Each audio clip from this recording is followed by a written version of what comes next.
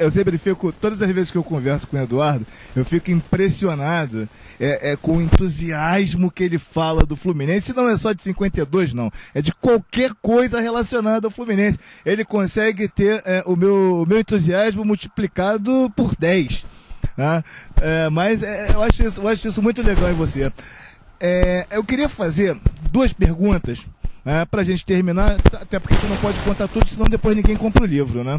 Mas tem duas perguntas. A primeira, obviamente que todos nós ficamos ansiosos para saber, né, quando vai sair o livro. Né? Quando o livro vai estar à disposição, aonde ele vai estar à disposição.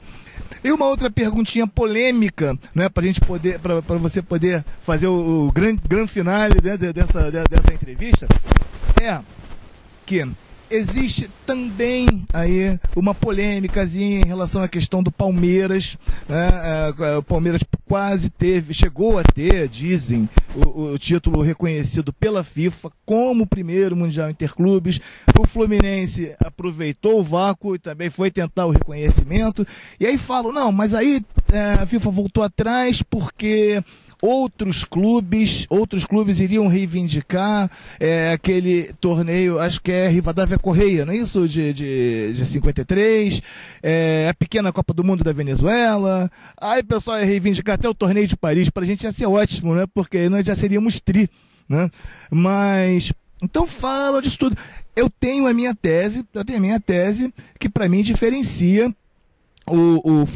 a Copa Rio de todos esses outros, né? Porque ela tinha um critério seletivo. Né? Ela era campeão daqui, campeão dali, campeões dos países europeus, campeões, né, da América do Sul, né? No caso do Brasil, campeão do Rio, campeão de São Paulo. E os outros, na verdade, não eram campeões, eram convidados. Né? Sem contar que, né, no nosso caso, o torneio ele foi organizado por uma entidade oficial, que era a CBD. Né? Diferente, por exemplo, do torneio de Paris, né? Que, se eu não me engano, era o Racing de Paris que fazia, não lembro exatamente. Né? Mas eu queria que você, como historiador, como quem pesquisou, como quem foi a fundo no assunto, tá?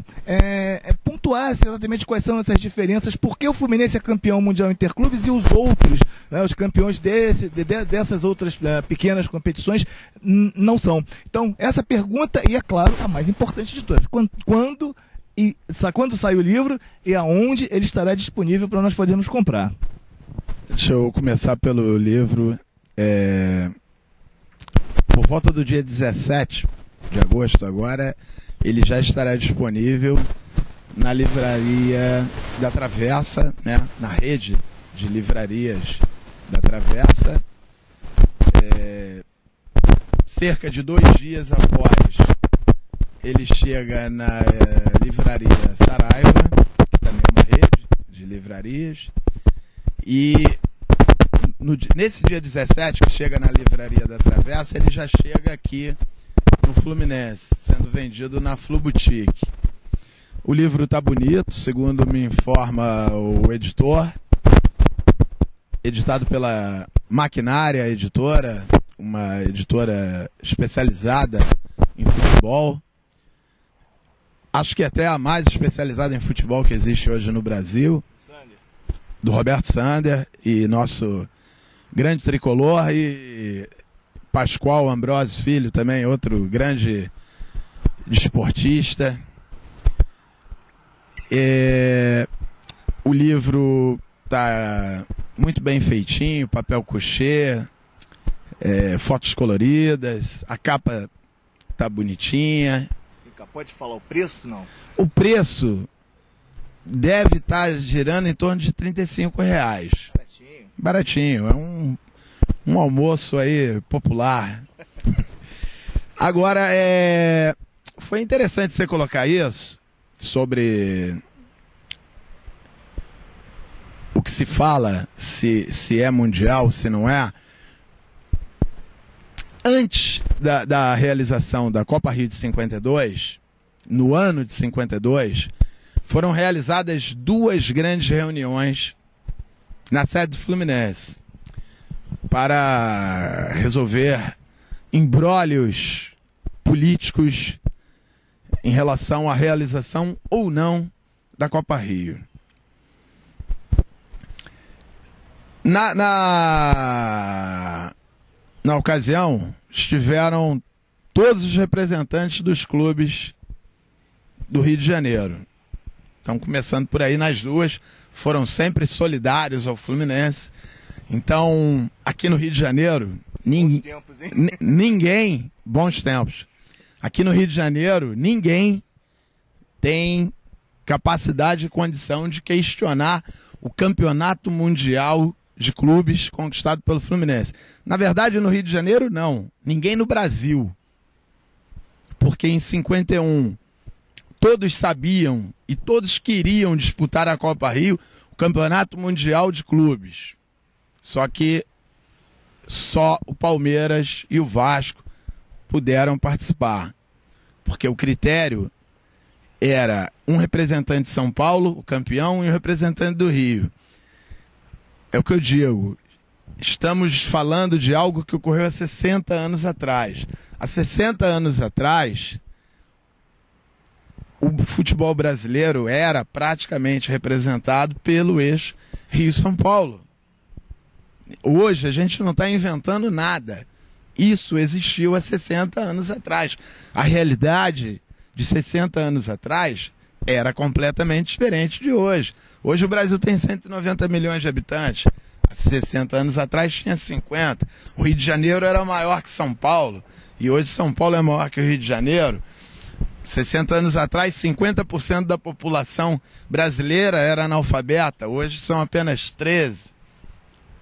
A população do Rio de Janeiro era 2.300.000, hoje é 6. Então, eu acho que se alguém quisesse questionar a Copa Rio, no Brasil, ninguém pode. Ninguém pode. Porque todo mundo compreendia, na época, como você bem observou, foi uma Copa organizada pela CBD.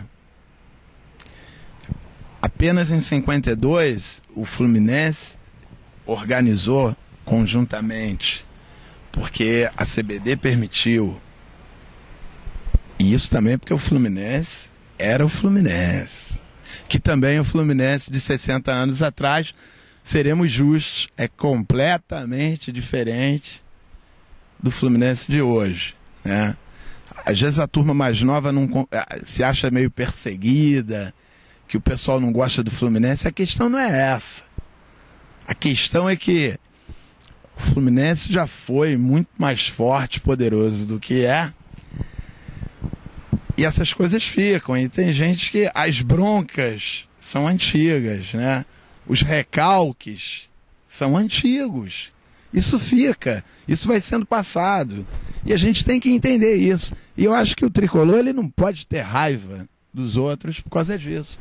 Eu acho que ele tem que até ter um ponto de orgulho e entender do porquê que alguém, de repente, tem alguma coisa contra. E, lógico, lutar. Mas lutar de cabeça erguida. Lutar de uma maneira que tenha artifícios e mecanismos para vencer essa batalha. E não ficar reclamando.